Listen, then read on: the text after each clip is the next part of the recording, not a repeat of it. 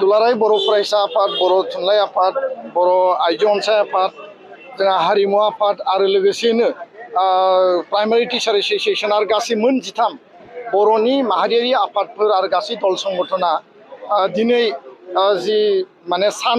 थिनानै होदों भारतनि निर्वाचन आय'गा माने बिसायख'थि आय'गा बेबायदियै जोङो दिनै हल नाम्बार 3 आव जोंनि जिखिनि दाबि दङमोन जोंनि जिखिनि मेम'रेन्डाम दङमोन आरो ड्राफ्ट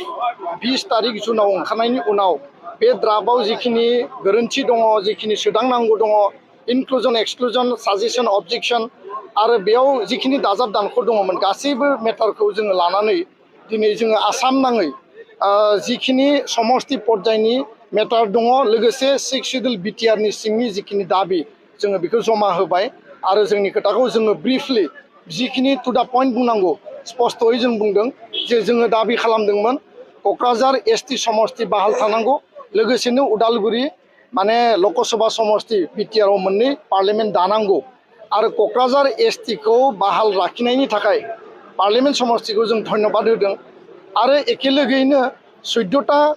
एसेम्बलि सेगमेन्ट जों दाबिदोंमोन नाथाय बावखुंग्रिखौ एडिशनेलि बिथांमोना क्रिएट खालामनानै 15टा खालामबाय बिनि थाखायबो जों आय'गखौ धन्यबाद होदों किन्तु लोगोसेयैनो उदालगुरि पार्लियामेन्ट सीटखौ जों दाबिनाय बायदि बिथांमोना गनायाखै आरो बिथांमोननि ड्राफ्टआव उदालगुरि माने दरं नन 6 शिड्युलनि मोनबा समस्ति आरो 6 शिड्युल तामुलपुर माने गरेश्वर भेरगाव उदालगुरि माजबाद टंला मोनद' विधानसभा समस्तिखौ क्लाब खालामनानै मिक्स खालामनानै बिथांमोना 6 शिड्युलनि स्पिरिटखौ भंग खालामदों आरो 6 शिड्युलाव जि मर्यादा जोंनि जि पलिटिकेल राइट्स जोंनि जि पलिटिकेल प्रिभिलेज जि मोननांगौ आरो 35 बोसोरनि जि संग्रामनि बिनिमयाव राजनीतिक भाबै जों अधिकारनि बाथ्रा जि रायलायबोदोंमोन जि सोमावसारदोंमोन 5,000निबो बांसिन मुंख्लं जानाय बिनि बिनिमयावसो जों राजनीतिक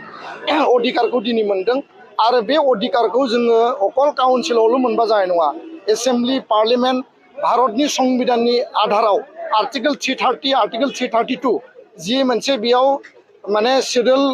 माने अट'नमास डिस्ट्रिक्ट काउन्सिलनि थाखाय जि मोनसे बेबस्था दङ बिनि आधाराव जों मोननांगौ बे बाथ्राखौ दिनै जोङो बिथांमोननो जोंनि जि माने मेम'रेन्डाम बेयाव जिहेतु होखानाय दङ एडिशनेलि जोंनि पइन्ट्सफोरखौ जों लाखिदों आरो बेबायदि दिनै आय'गा जोंनि खोथाफोरखौ खोनासंबाय बिथांमोना बेखौ लानानै फिन कनसिडारेशननि थाखाय बिबेसना खालामगोन आरो बिनि उनाव फाइनाल ड्राफ्टआ ओंखारगोन जोङो मिजिंथिदों जोङो आसाबादि बर' रायजो राजा बर'नि माहारियारि आफादफोरा जोङो आसाबादि जे फाइनाल ड्राफ्टआव उदालगुरि लकसभा समस्तिया दाजागोन आरो भैरबकुन्द नाम होदों नाम सोलायबानो जानाय नङा जोंनि स्पिरिटआ जाबाय डिफुआ कार्बि आंलं आरो डिमा हासाव मोननै 6 शिड्युल माने एरियाजों मोनद' समस्तिजोंनो जुदि लकसभा जादोंब्ला मानो थाखाय मोनद' एसेम्बलिजों उदालगुरि बिटिआर काउन्सिलनि सिङाव स्पिरिट 6 शिड्युलखौ मेनटेन खालामनानै मानो समस्ति जाया बे बाथ्राखौ जोङो दिनै स्पष्टयै आय'गनि सिगाङाव बुंबावबाय गहपुराव सेटेलाइट माने सेग्रेगेट खालामनाय जादों बर' मानसिफोरखौ भाग खालामनाय जादों सटिया डिफु आरो गोबां बेबायदि माखासे जोंनियाव दाबि दङ आरो बिथांमोननि जि नडेल अफिसार बिथांमोननो जोंनि मेम'रेन्डामखौ जोङो होनानै फैदों आरो बिथांमोना बिनि सायाव बिबेसना खालामगोन जोंनि आवाज जोंनि दाबिया कन्टिनिउ थागोन जों मिजिंथियो जे आय'गा बर' हारिनि ट्राइबेलनि जोंनि सन अफ दा सइलनि जि मोनसे राइट्स एन्ड प्रिभिलेज जोंनि हप्स एन्ड एसपिरेशनखौ बिथांमोना कनसिडार खालामगोन बे बाथ्राखौनो आङो दिनै स्पष्टयै फोरमायबाय हाबाफारि लानानै फैदों बिथांमोननि बे मोनसे माने सिस्टेमेटिक मोनसे जि मोनसे पाब्लिक हियारिं लानांगौ बिनि थाखाय पाब्लिकनि सेन्टिमेन्ट इमोसन बिथांमोननि हिस्ट्रिकेल ग्राउन्ड बा कनस्टिटिउसनेल लजिक एन्ड आर्गुमेन्ट ग्राउन्ड्सफोरखौ खोनासंदों आरो जों आसाबादि आरो जुदि जोंनि मिजिं आरो आसाया जाफुङाब्ला गणतान्त्रिक पन्थानि गेजेरजों गणतान्त्रिक आवाज गणतान्त्रिक डिमान्ड जि जोङो माने सिस्टेमेटिकलि खालामलांनांगौ बिनि थाखाय जों हाबा मावलांनांगोन आरो बिनि थाखाय बयबो बर'फ्रा इउनाइटेडलि जों स्टेन्ड खालामनांगोन आरो दिनै खौसेयै बर'नि दल संगठना जिहेतु दङ